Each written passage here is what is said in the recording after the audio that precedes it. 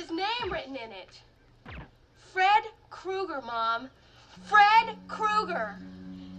Do you know who that is, Mother? Please, God. This is God. This is my series to dissect films. The good, the bad, the iconic, and the stuff people pretend doesn't exist when nostalgia goggles get a little too tight. So grab a coffee, or maybe don't, because if you fall asleep, a burned up bastard with a glove full of knives might be waiting for you. Welcome to 1984. Welcome to suburbia. Welcome to the film that taught an entire generation that sleep is not your friend. This is A Nightmare on Elm Street. Welcome to Why You Hate.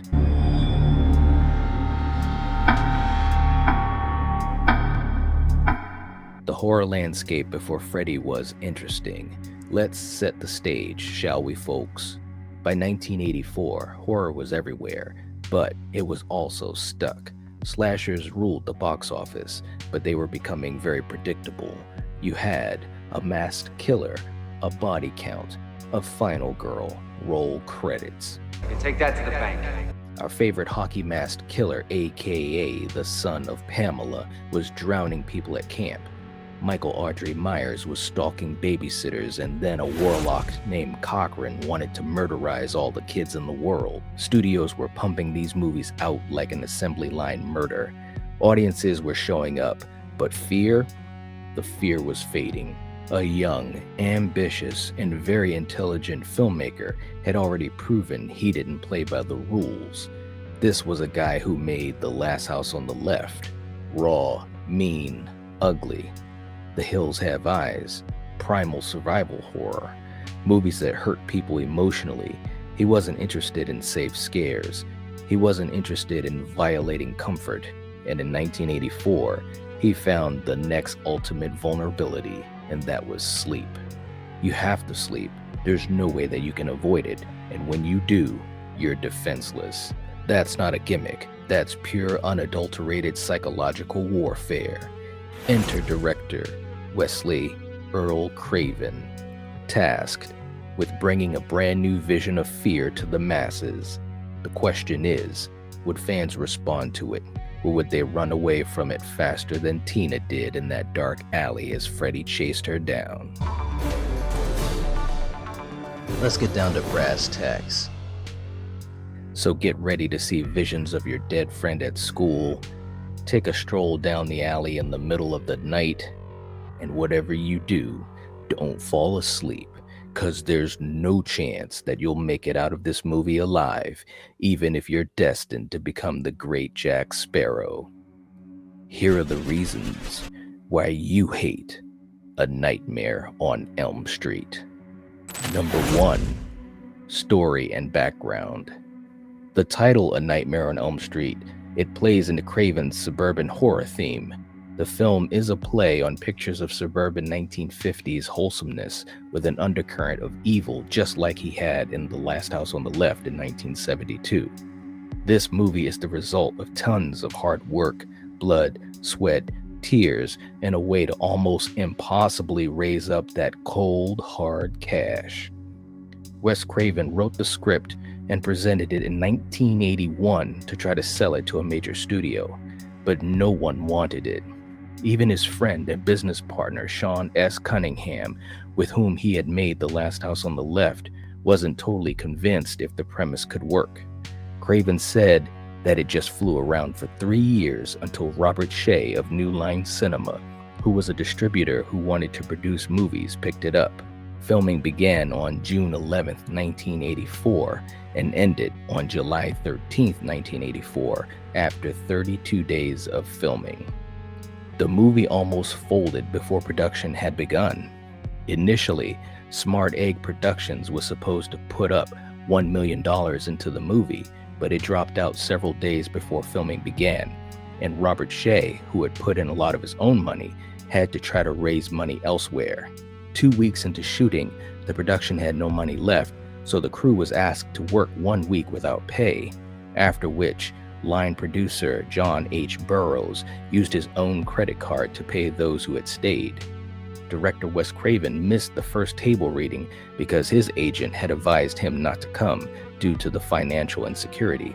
Eventually, though, Shea brokered a deal with Media Home Entertainment and subsequently persuaded Smart Egg to put up the final $200,000 needed to complete the film.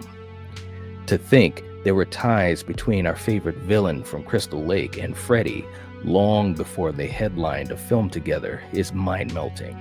Wes Craven had helped Sean S. Cunningham by working on a few shots for Friday the 13th in 1980. In turn, Cunningham directed a few shots near the end of the production of this movie when several units were working at once. Here's another connection that will absolutely cause your soul to shiver harder than Taryn from Part 3, even when dealing with withdrawals. Kane Hodder himself auditioned to play Freddy Krueger. He would of course later play Jason Voorhees in the Friday the 13th series, and would briefly play Freddy's arm and did his laugh at the end of Jason Goes to Hell, the final Friday in 1993. But we don't really talk about that film. We're fine. It is not in the file. It is not. You son of a bitch! A few days before the film was to go into general release, the processing lab that had the negative informed New Line Cinema that it would be keeping the film because it had not been paid. At the last minute, however, Robert Shea was able to figure shit out and negotiate a deal. The genius of A Nightmare on Elm Street is not Freddy Krueger, let's be honest about it. Let it sink in. The genius is in the concept. Slashers before this lived in the real world. You could run, you could hide, you could fight back. But Wes Craven asked a terrifying question. What if the killer lives in your dreams? And if you die there, you die for real. That means that no place is safe, no locked door, no daylight escape. Sleep itself becomes your enemy. That's why this film hits harder than most slashers of its era. It weaponizes biology. You will fall asleep, and Freddy will be there. Let's talk about the story, because this movie doesn't overcomplicate anything. You've got 4 teenagers, Tina, Nancy, Glenn, Rod, all begin having the same recurring nightmare: a burned man, a striped sweater, a bladed glove scraping metal. Soon the dreams bleed into reality. Tina is the first to go, and her death isn't subtle. She's thrown across walls, dragged across ceilings, slaughtered while her boyfriend watches helplessly. And just like that, the rules are set. If Freddy kills you in a dream, you die in real life. But nobody believes you. Adults are useless or hiding something. Nancy Thompson emerges as our anchor, not because she's fearless, but because she's observant.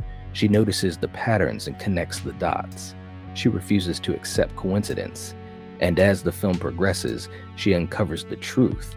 Freddy Krueger was a child murderer burned alive by the parents of Elm Street, and now he's back, fueled by vengeance and fear. That's simple, clean, and effective. But most importantly, it's mythic. One of the most underrated aspects of Elm Street is how it tears apart the illusion of safety. White picket fences, clean lawns, and smiling parents. This is Reagan-era America, the promise that everything is fine if you play by the rules. But underneath that perfection, parents are hiding murder. Authority figures are lying. Teenagers left to fend for themselves. Freddy isn't just a monster. He's the consequence of adult hypocrisy. The parents committed an act as a bunch of vigilantes and then buried it, literally and emotionally. And you blew it! You blew it! And expected their kids to never pay the price. That lie comes back with knives. Another reason Elm Street stands apart: dreams don't follow the rules, and the film understands that. Doors stretch, stairs turn to quicksand, hallways elongate endlessly. Craven shoots dreams like dreams feel. They're disorienting, familiar but wrong, unstable. There's no over-explanation, no dream science lecture. You just feel it. That restraint makes the nightmare sequences more disturbing than later entries that leaned into spectacle. The film didn't just succeed, it actually shifted the genre, and the studios realized slashers could be imaginative, killers could have personalities, horror could be surreal. Freddy wasn't just a villain, he was actually a brand. But before the merchandise, before the one-liners, before the pop culture saturation, there was this movie. Mean, lean, nightmarish, and that's why it still matters. Number 2, characters.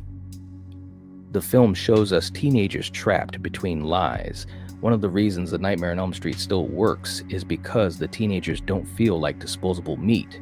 They feel cornered. These kids aren't just running from Freddy, they're fighting sleep deprivation, gaslighting parents, a justice system that already decided their fate. Let's break them down, shall we? Tina Gray is the first warning. She's not just the first kill, she's actually the thesis statement. She's vulnerable and already afraid. She senses danger before anyone else does. Her death scene is still one of the most brutal opening kills in horror history, and I stand by that. Not just because of gore, but because of helplessness. Rod watching Tina get slaughtered while being unable to stop it is cruel, traumatizing, and designed to break trust immediately. This isn't a movie where help arrives. Once Tina dies, the movie makes a promise that no one is safe.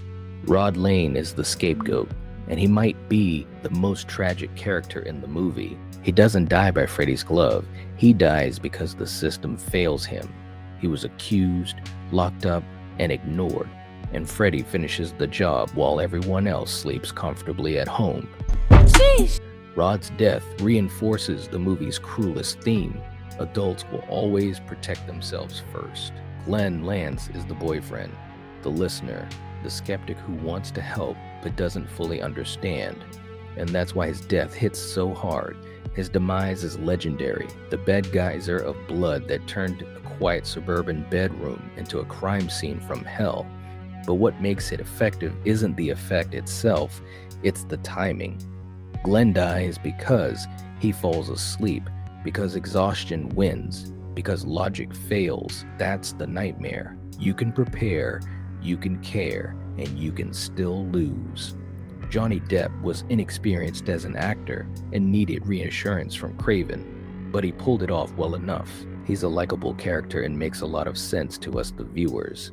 Jaws' Chief Brody himself, Roy Scheider, was considered for the role of Lieutenant Thompson, but turned it down because he was busy shooting 2010, the year we make contact, in 1984. I love Roy Scheider, there's no doubt, but we did get John Saxon in the role, and the sax never disappoints.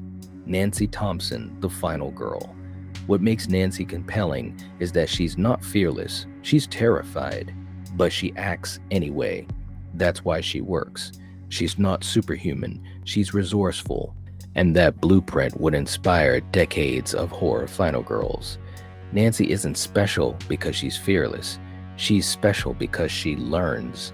She experiments. She maps Freddy's rules. She takes pieces of the dream world into reality. She doesn't wait for permission, and that's why Freddy focuses on her. She's the first victim who threatens his control. She's not trying to escape the nightmare, she's trying to end it. Heather Langenkamp absolutely crushed this role, but did you know her final audition for the role of Nancy took place on Friday the 13th, 1984? There it is. She beat over 200 actresses for the role of Nancy Thompson, among them Jennifer Grey, Demi Moore, Courtney Cox, Tracy Gold, and Claudia Wells. She embodied a new type of final girl, a girl next door that we all knew in high school, believable, likable, and brave.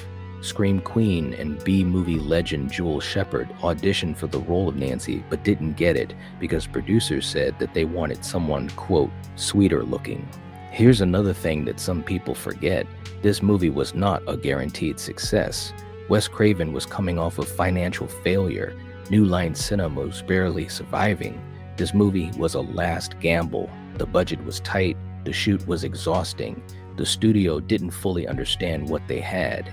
And yet, that desperation bleeds into the film. Every frame feels urgent. There's no polish, no excess, just raw invention. Of course, a big issue too is the parents in the film. The way that they were depicted in Elm Street gets very uncomfortable. The parents aren't clueless. They know. They burned Freddy alive. They covered it up. They pretended justice was done, and then they moved on. Nancy's mother is the most disturbing example.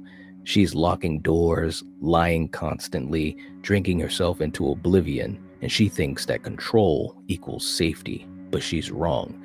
The parents didn't kill the monster. They damn well created one.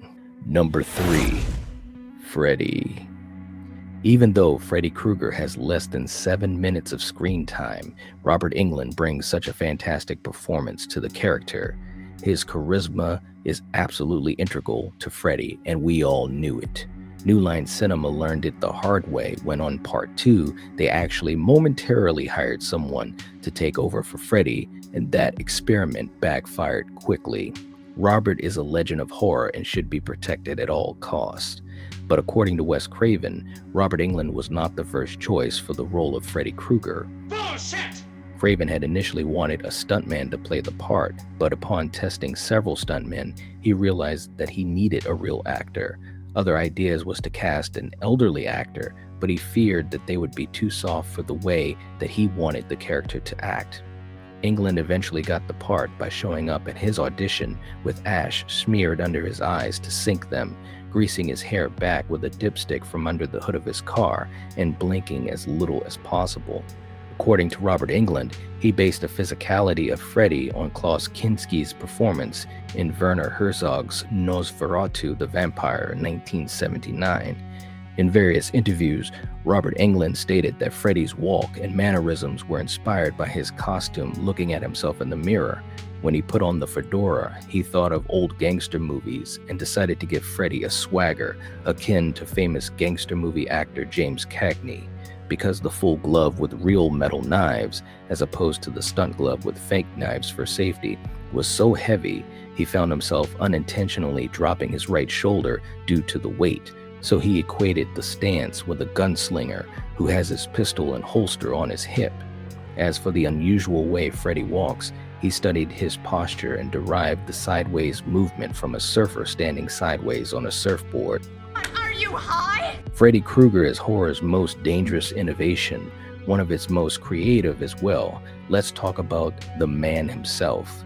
Freddy isn't scary because of how he looks, though the burns and glove do help. He's scary because he talks, he taunts, he enjoys it. This was a radical shift. Michael was silent, Jason was silent. Freddy engages you. He mocks fear, he toys with victims, and he breaks the fourth wall emotionally, making you feel small and powerless. And unlike the later sequels, Freddy here is mean, sadistic, cruel. He's not a comedian yet.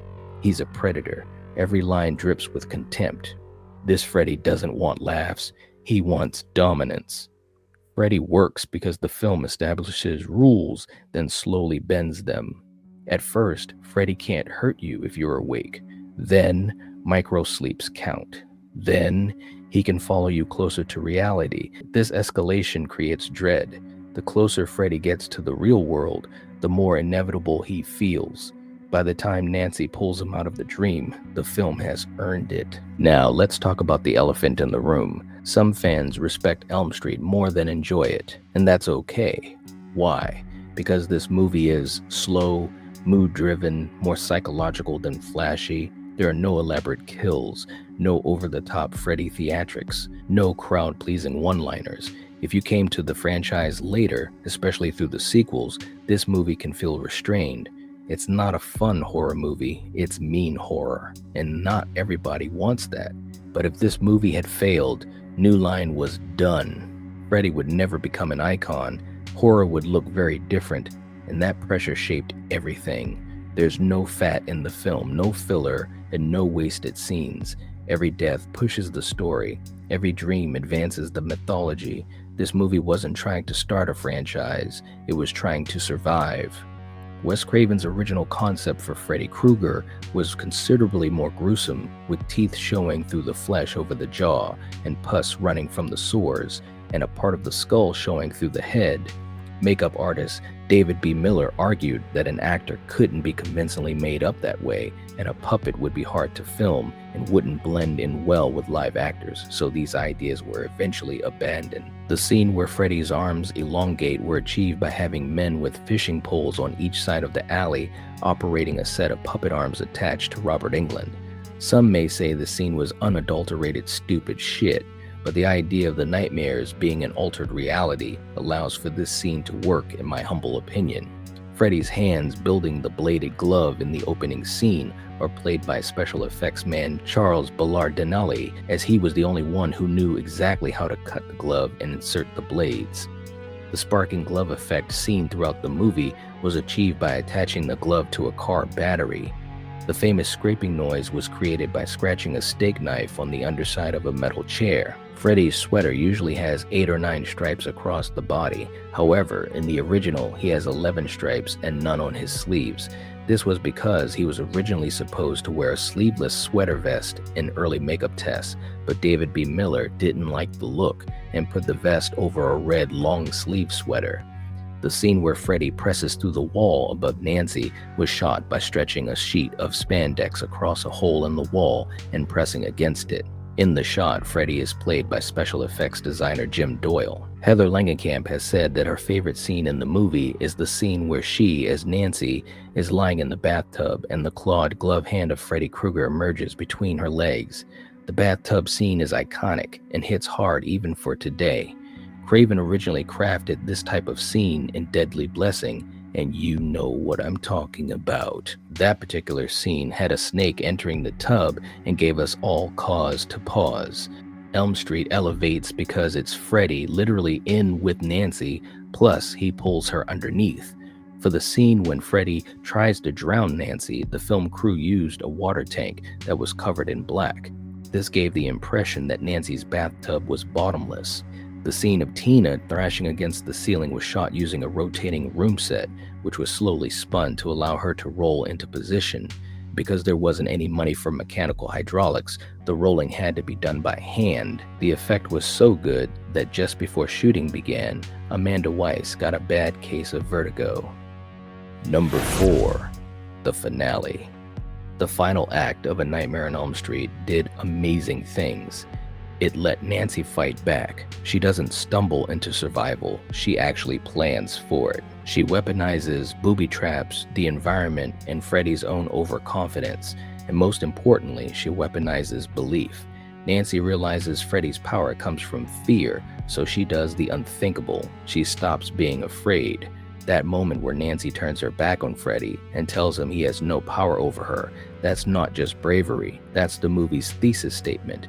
Fear feeds monsters. Starve it, and they weaken. It's bold, it's philosophical, and it's risky, because horror fans aren't always comfortable with empowerment. Now let's talk about that ending. Nancy wakes up. The sun is shining. Friends are alive. Everything seems okay. Then the car. Then the striped roof. The doors locking. And before anyone listening, and that might be you, talks about good old Marge, take a pause. Yes, it was a mannequin. Yes, it looked cheesy. And no, it didn't bother me because it was a nightmare. Some people hate this ending, and I can understand that. Yeah, it kinda was a little hokey in a way. They say that it cheapened Nancy's victory, and others love it because it reinforces the nightmare logic. But here's the truth. The ending works because it doesn't explain itself. Is Freddy back? Is this a dream? Is trauma permanent? The film refuses to hold your hand, and that ambiguity is why the ending sticks. Now, let's head on over to the Why You Hate body count, shall we? The body count is a total of 4 deaths. Tina Gray, Rod Lane, Glenn Lance, Marge Thompson. Number 5, Legacy. Here's the cruel irony. This movie didn't want to be a franchise. Wes Craven never even thought beyond this film. This film wanted to be a nightmare that ended, but success can sometimes ruin purity. Freddy became marketable, quotable, funny, and while those sequels have their place, and I'm looking at you, Dream Warriors, They retroactively change how people view this film. Some fans go back and feel disappointed. Where are the jokes? Where's the spectacle? Cue the music. They're missing the point. This movie is horror before the brand. It demands attention, it demands patience, it demands vulnerability, and some people don't want that from horror. They want fun, they want the spectacle, and they want Freddy the entertainer, the James Bond of horror movies. But this movie gives you Freddy the executioner, cold, cruel, unforgiving, and that's why it matters. Despite everything, despite the dated effects, the slow pace, the restraint, this movie still holds a power because fear is universal. Everyone sleeps, everyone dreams, and everyone loses control eventually. And this film understands that truth better than almost any slasher before or after it. In 2021, the film was selected for preservation in the United States National Film Registry by the Library of Congress for being, quote, culturally, historically, or aesthetically significant. And this is also director Wes Craven's first movie to be selected into that registry. A Nightmare on Elm Street in 1984 isn't just the birth of a franchise, it's the birth of conceptual horror in the slasher genre, a movie that didn't just ask who's the killer, but what if fear itself haunts you? And once that idea enters your brain, good luck sleeping. At the end of the day, A Nightmare on Elm Street gave us one of the greatest slashers of all time who didn't make a bunch of jokes, and we as fans must deal with it. You have to ask yourself, is this film worthy of its iconic status? That is a question only you can answer. As always, this video is not here to make you love A Nightmare on Elm Street or to hate it. It's simply a discussion to highlight the history and aspects of it, good or bad, with you, the viewer. So what do you think? Are you a fan? If so, tell us why. If not, let's discuss why you hate A Nightmare on Elm Street. If you haven't hit the like button for more content, please do. If you're not subscribed to the Night Watch Zone, this is the time to do it. Do it and become part of this fantastic movie community where you'll never love and talk about movies the same. If you like this video, check out my other Why You Hate videos and other content here, including live streams, and I'll see you there. If you're watching this, if you're listening to this, you are the Night Watch. Peace. Whatever you do, don't fall asleep.